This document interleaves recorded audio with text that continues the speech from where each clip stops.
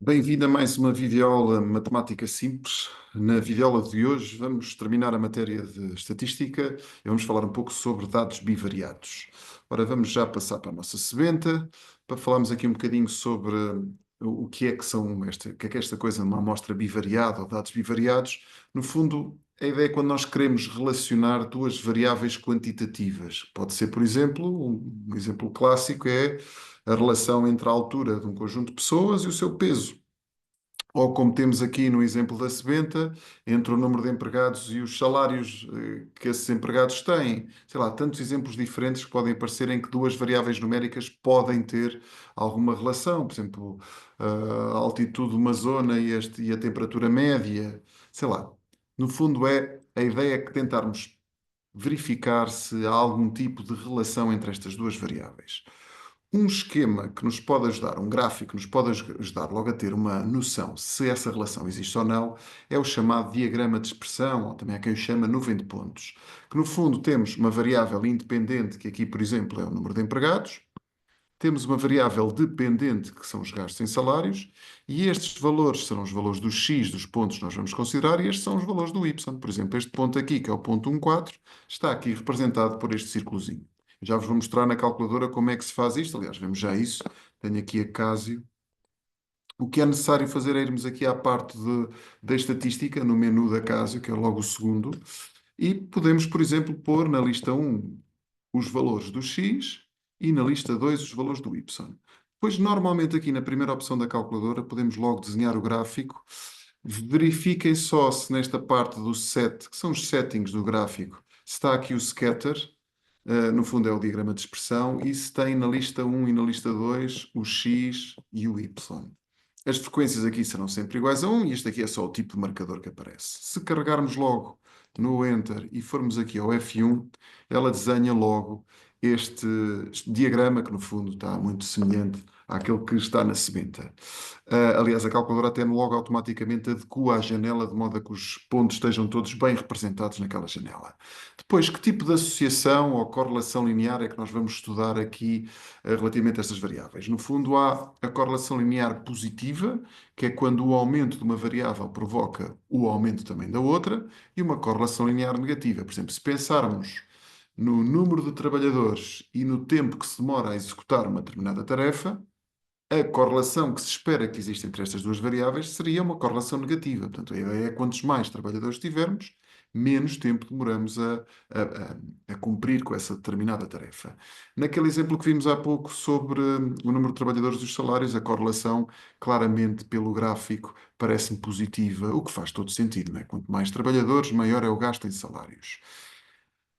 Para medir esta correlação, no fundo, para verificar se existe correlação entre as variáveis ou não, existe este parâmetro que é o chamado coeficiente de correlação, que é um parâmetro que normalmente representamos por um R minúsculo, que varia entre -1 e 1, de tal forma que quanto mais próximo de 1 ele estiver, mais forte e positiva é a nossa correlação. Quando estiver muito próxima de -1, esta correlação é negativa e forte. Valores muito próximos de zero significa que não há propriamente grande correlação entre as variáveis, como está aqui, por exemplo, neste terceiro exemplo, de diagrama de expressão. Vamos ver como é que é estão aqui as fórmulas para calcular este coeficiente. Para já vamos fazer tudo na calculadora. E é o que normalmente se faz nesta fase. Nós podemos ir aqui aproveitar já o diagrama de expressão. Temos aqui a teclazinha de calque do F1. Carregamos aqui no F1, depois no X. Pá, normalmente seleciona-se o AX mais B. Se for o A mais BX, só muda os valores mudam do A para o B. Carregamos aqui no F1. E temos logo ali o coeficiente de correlação, que é aquele 0,9928. Quer dizer que, como já tínhamos mais ou menos verificado pelo diagrama de expressão, que a correlação entre estas duas variáveis é positiva e bastante forte.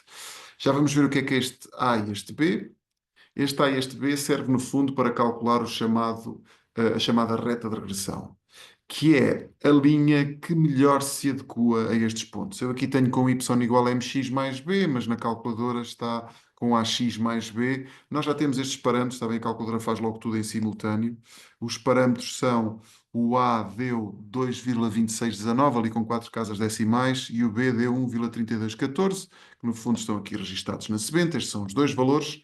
Algumas particularidades sobre esta reta de regressão. Primeiro, o ponto que contém a média do x e a média do y. Portanto, a primeira coordenada é a média do x e a segunda coordenada é a média do y, que se calcularia, por exemplo, aqui, somando todos os valores aqui e dividindo por 8. Isto é a média do x, e depois somando estes valores todos e dividindo por 8, também tínhamos a média do y. Vocês já sabem calcular médias, não é?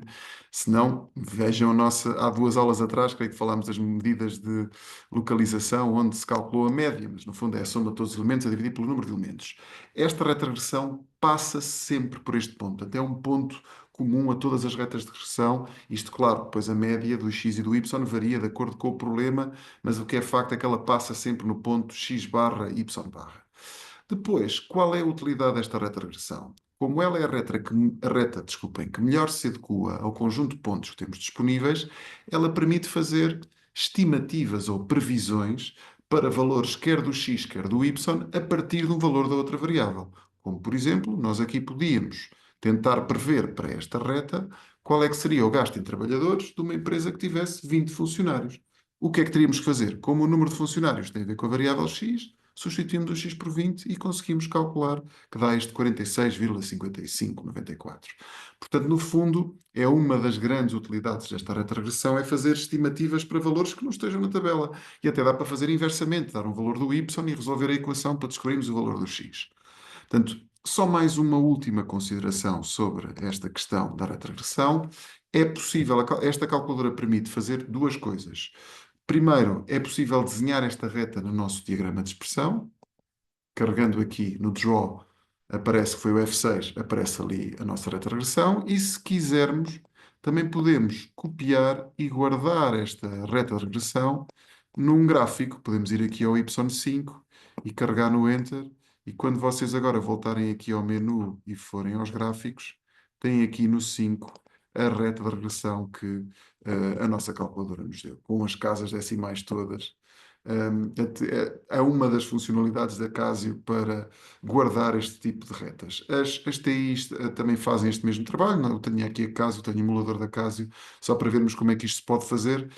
Regra geral, não é exigido o cálculo destes parâmetros à mão, com aquelas formulazinhas todas. Isto também vai depender um bocadinho do que o vosso professor fizer e quiser fazer. Regra geral, faz-se com a calculadora, porque no fundo o objetivo aqui é mais fazer previsões, fazer o diagrama, representar a reta no diagrama, verificar se a correlação é forte, positiva ou forte, negativa. No fundo, a ideia é mais interpretar estes resultados. Bom, isto está tudo, foi uma aula curtinha. Espero que tenham gostado desta aula e que tenha sido clara para vocês. Alguma dúvida que tenham, mandem por mensagem privada. E caso estejam interessados em adquirir o nosso Sebenta, digam qualquer coisa por mensagem no YouTube. Até breve, fiquem bem.